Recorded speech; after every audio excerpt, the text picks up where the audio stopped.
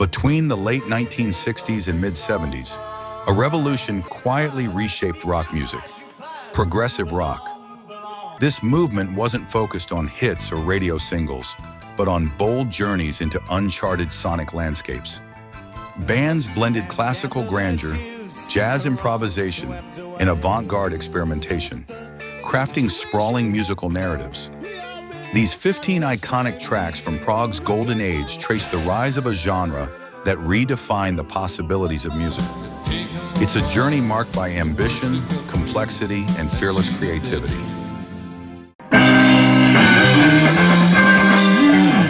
21st Century Schizoid Man, the opening track of King Crimson's debut album In the Court of the Crimson King, delivers a fierce and chaotic blend of heavy jazz, proto-metal, and dark political commentary. Robert Fripp's sharp-cutting guitar riffs drive the song forward, complemented by Ian MacDonald's snarling saxophone lines. Greg Lake's distorted vocals convey cryptic, apocalyptic imagery that captured the unrest of the late 1960s. The intense middle section, known as Mirrors, burst with rapid-fire unison playing, highlighting the band's technical skill and raw aggression. This track marked the explosive birth of prog rock, raw, uncompromising, and unlike anything else on the airwaves at the time. 21st century schizoid man.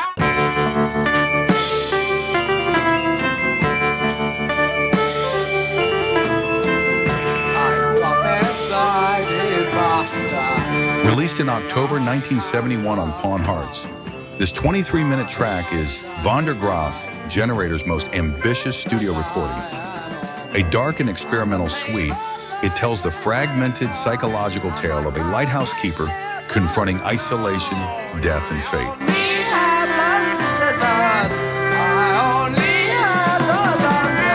Peter Hamill's expressive vocals, chaotic saxophones, mellotron swells, and abrupt tempo changes create a haunting, avant-garde atmosphere.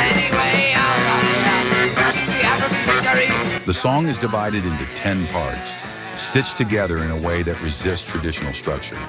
It was rarely performed live in full due to its complexity, but it remains a cult classic among prog fans and a prime example of the genre's boldest excesses.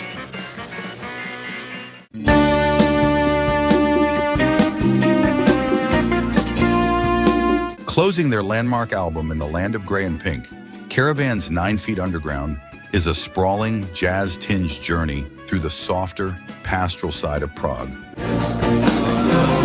All my love goes straight to you. Just that thought for something new. The piece is divided into 8 linked sections, each with its own mood and groove, yet bound together by the warmth of Richard Sinclair's vocals and Dave Sinclair's flowing organ work. There's a place where I can go, where I listen to the wind sing. Unlike some bombastic prog epics of the era, Caravan favors subtlety over spectacle, creating something more hypnotic than heavy-handed. What truly sets 9 Feet Underground apart is its restraint and charm. It's a long track that never feels self-indulgent. Each transition is carefully considered, each motif revisited with purpose.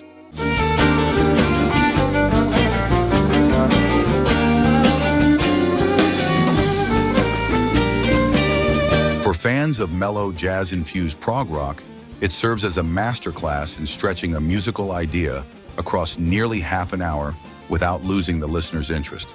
It's not just long, it's gracefully long. And in the world of extended rock compositions, that is a rare and remarkable accomplishment.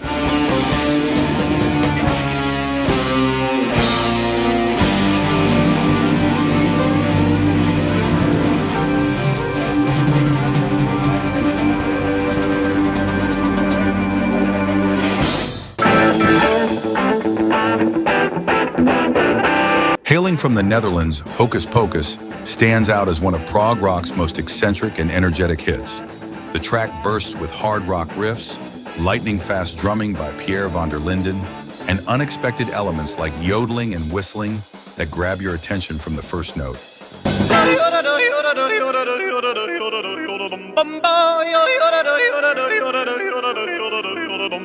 Guitarist John Ackerman showcases his remarkable skill, effortlessly switching between sharp, driving riffs and clean, precise solos.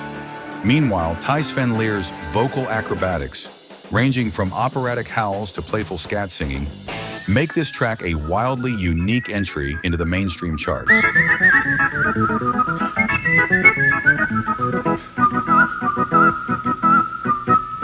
Unlike many sprawling prog epics, Hocus Pocus demonstrates that virtuosic musicianship can be packed into a compact, fun, and delightfully unconventional rock song.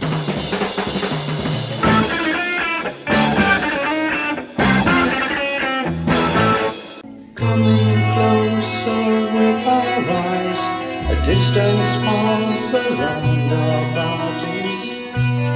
Out in the garden, the moon seems very bright. Released in October 1972 on the album Foxtrot, Supper's Ready is Genesis's 23-minute progressive rock epic.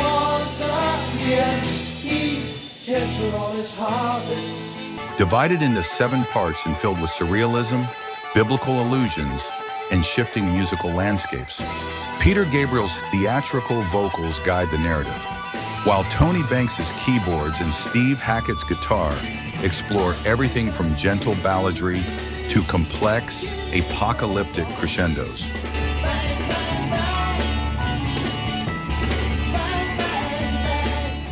The final section, Apocalypse in 9/8, stands as a high-water mark in prog rock.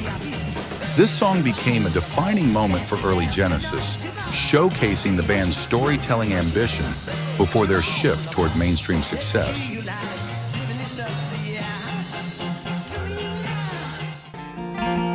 Really don't mind if you sit this one out.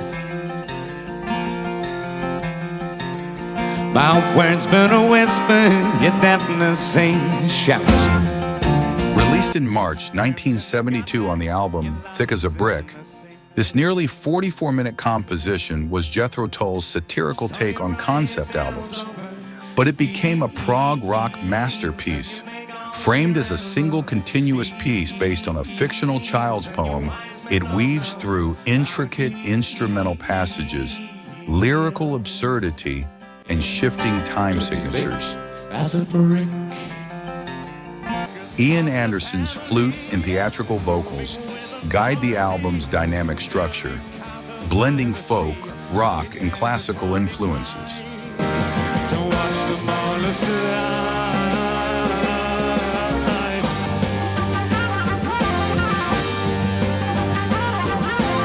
Despite its tongue-in-cheek origins, the song's complexity and ambition won over critics and fans alike, redefining what rock albums could be.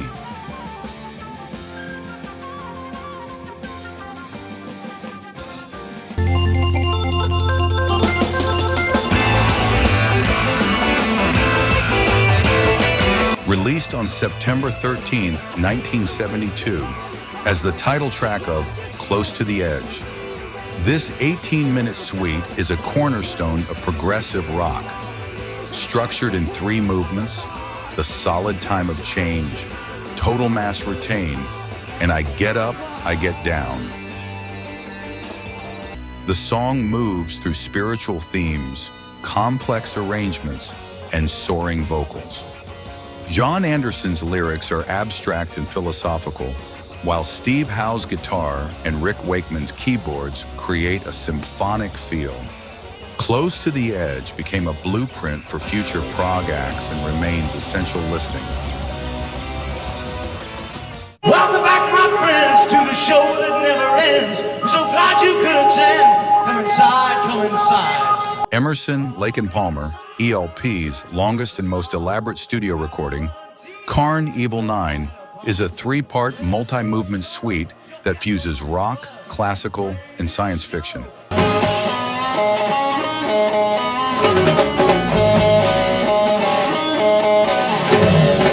The first impression introduces a dystopian world and a futuristic carnival. The second impression dives into a jazz-tinged instrumental battle. and the third impression pits humanity against intelligent machines. A man of steel, brand new, with Beaver's blazing torch, thrust into the face of the night. Keith Emerson's virtuosic keyboard work is the centerpiece, ranging from Hammond organ barrages to mini-moog flourishes, while Greg Lake's vocals and Carl Palmer's drumming bring both muscle and drama. Its "Welcome Back, My Friends to the Show That Never Ends" refrain became a prog rock rallying cry.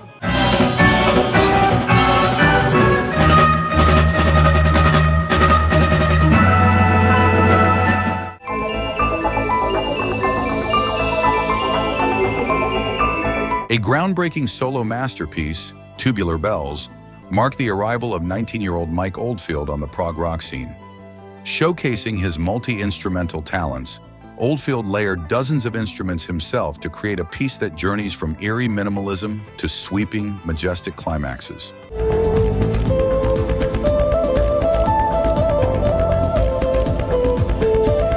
While its iconic piano theme gained fame as the soundtrack to The Exorcist, the full composition offers much more. Delicate folk-inspired guitar sections, serene pastoral moments, and a grand finale that introduces each instrument in a memorable procession.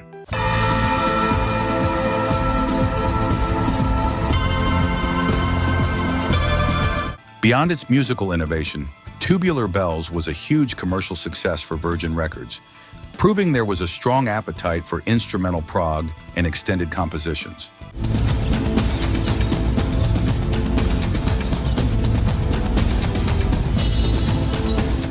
Travel the days of freedom, roads leading everywhere. Renaissance brought a more classically influenced and symphonic flavor to prog. Ashes burning, ashes burning. Ashes Are Burning builds from a gentle, almost hymn-like opening into sweeping orchestral crescendos powered by Annie Haslam's soaring 5-octave voice.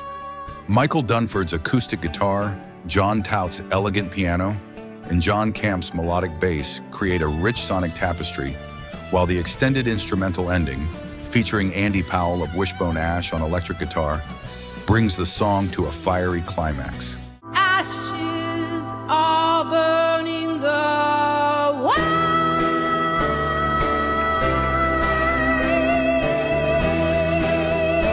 Lyrically, it's mystical and poetic, perfectly matching the grandeur of the music.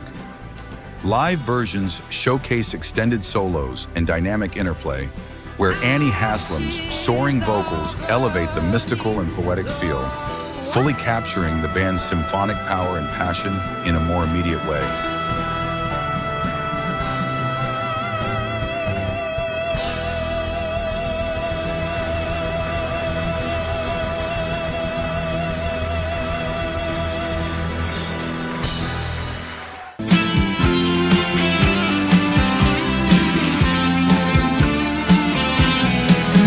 From their 1974 album Mirage, Lady Fantasy perfectly captures Camel's unique fusion of melodic sensibility and instrumental virtuosity. The track unfolds across several interconnected sections, each offering a distinct mood and texture. Well, listen very carefully, my words are about to unfold. Concerning the lady I've seen, but I never could hold. Andrew Latimer's flowing guitar themes provide both warmth and emotional depth, weaving seamlessly with Peter Barden's rich and atmospheric keyboard layers. The dynamic interplay between Latimer's expressive guitar solos and Barden's organ work creates a mesmerizing dialogue that draws a listener deeper into the music.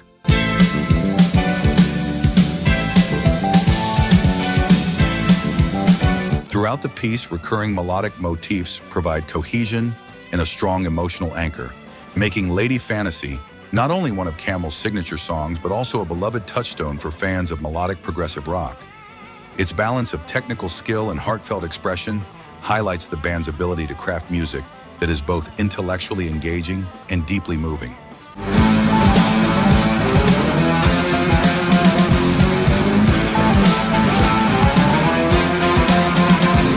You may not have all you want, or you need all that you've had.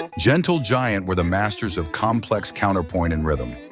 Proclamation, the opener to The Power and the Glory, is a politically charged piece built on shifting time signatures and interlocking vocal harmonies.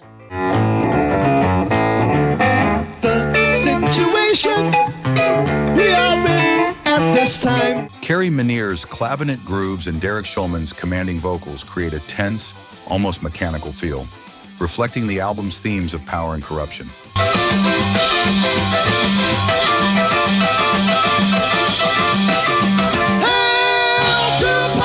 The song constantly evolves, with new instrumental layers and rhythmic twists keeping the listener off balance. A perfect example of Gentle Giant's cerebral approach to prog.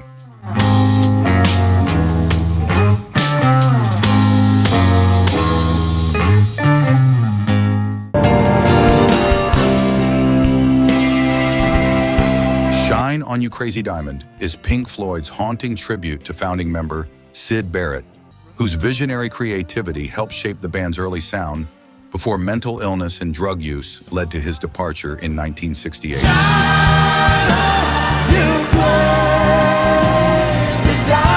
Written by David Gilmour, Roger Waters, and Richard Wright, the 9-part suite originated from a simple guitar riff by Gilmour and evolved into an emotional centerpiece of their 1975 album, Wish You Were Here. First performed during their 1974 French tour, the song captures both admiration and sorrow for Barrett's tragic decline. Come on, you stranger, you legend, you martyr, shine. In a moment that has since become legendary, Barrett unexpectedly visited the studio during the recording, overweight, shaved bald, and unrecognizable. The band was stunned, and Waters was moved to tears. Fittingly, Barrett arrived on the day they were laying down vocals for the song written about him. When asked what he thought of it, he simply said it sounded a bit old. More than just a song, Shine on You, Crazy Diamond is a farewell, a eulogy, and a lingering echo of a lost muse who never left their hearts. Come on, you painter, you piper, you prisoner, shine.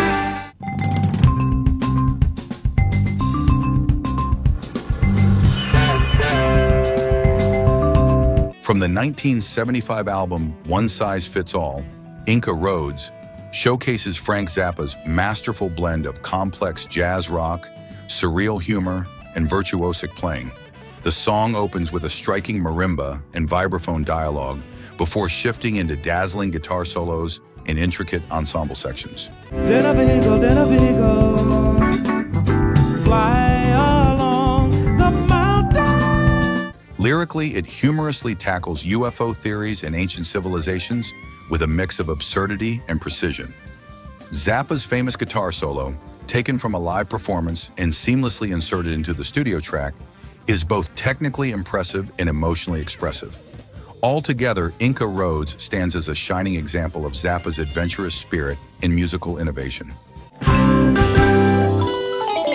Did a booger bear come from somewhere out there? Just to let them learn. Was she round and did she have a motor? Or was she something that And the meek shall inherit thee. Released on April 1st, 1976, as the title track of Rush's breakthrough album, 2112, this 20-minute suite revitalized the band's career. It's one for all the ones we work together, a common sense. Told in 6 parts, the song explores a dystopian future where music is forbidden, blending sci-fi storytelling with hard rock and progressive ambition. Geddy Lee's high-pitched vocals and Alex Lifeson's explosive guitar work drive the rebellion, while Neil Peart's drumming anchors the epic narrative. Side 1 of the album is entirely devoted to 2112, showcasing the band's creative freedom after previous commercial struggles. It's a fan favorite and a defining track in progressive rock and Canadian rock history.